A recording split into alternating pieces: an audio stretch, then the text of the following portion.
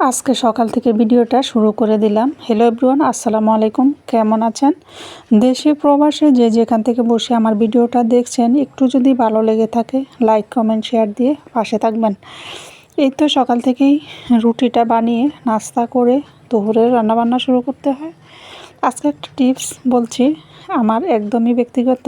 আমি যখন দুধ গরম করি পাতিলটা রেখে দেই, একটুখানি দুধ রেখে হাফ কাপের মতো, তখন সেই পাতিলেই আমি এই রুটির ডোটা করি। তখন এই রুটিটা কিন্তু গ্রান এবং টেস্ট ভালো আসে। যাই হোক, এটা আমার ব্যক্তিগত ছিল। এখন এখানে আমি কাঁকরোল আলু চিকন করে কেটে নিয়েছি, একদম সুন্দর করে ভাজি করে নেব। এটা রুটি দিয়েও খাওয়া যায়, আবার গরম ভাতের সাথেও খুবই ভালো লাগে, যে কোনোভাবেই খেতে পারেন। এই তো ধনেপাতা দিয়ে ভালোভাবে ভাজি, তো একদমই সোজা। পেঁয়াজ মরিচ লবণ হলুদ ধনিয়া জিরা আর লাস্টে নামানোর সময় ধনেপাতা দিয়ে নেড়ে চেড়ে ভালোভাবে ভাজিটা নাড়াচাড়া করতে করতেই একটা ভালো টেস্ট আসে। যাই হোক, এখানে আমি দুপুরের রান্না শুরু করে দিলাম। সকালেরটা শেষ, এখন দুপুরেতে আমি এখানে মুরগি রান্না করব। মুরগির মাংস আজকে ডাল দিয়ে রান্না করব।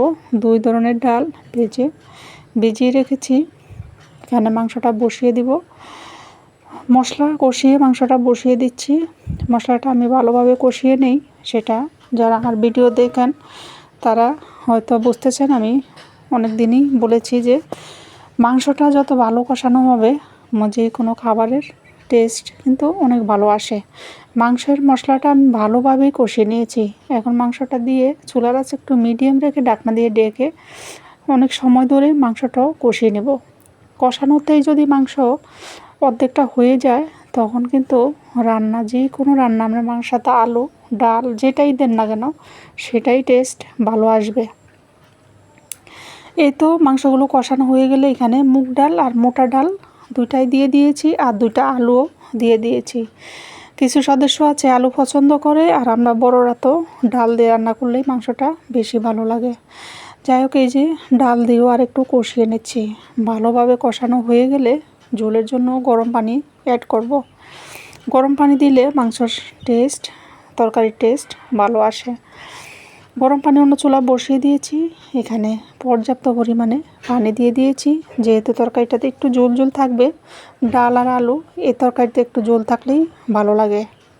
এখন ঝোল দেওয়ার পরে কিন্তু চুলার আঁচ হাই হিটেই রান্না করব। হাই হিটে রান্না করলে তরকারির টেস্ট কিন্তু অনেক বেশি ভালো আসে। ঝোলের তরকারি হাই হিটে রান্না করতে হবে, আর মাখা তরকারি মিডিয়াম আছে। যাই হোক, এখানে আমি পাট শাক ধুয়ে পরিষ্কার করে নিয়েছি। পাট শাকটা আমি এখন কেটে নেব, কেটে ভাজি করব, ভাজিও বসিয়ে দিব। দুপুরে কিন্তু তাড়াহুড়া লেগে যায় 2-3টা রান্না করতে। ভাজি রান্না তরকারি ভাত ডাল সব কিছু রান্না করতে কিন্তু তাড়াহুড়া লেগে যায়, কারণ হলো দুপুরে একটু রান্নাটা বেশি থাকে। আমি দুপুরেই রান্না করি, রাতে খালি ভাতটা রান্না করি। দুপুরে যা রান্না করি সেটার থেকেই অর্ধেক করে খাওয়ার থেকে যায়, সেটার থেকেই আমি আবার রাত্রে খাওয়ার চলে। যাই হোক, রাত্রে আমি রান্নাটা বেশি ভালো লাগে না, তাই খালি ভাত রান্না করি। তরকারিটা দুপুরেরটা দিয়ে হয়ে যায়। কে কে এরকম করেন জানাতে পারেন।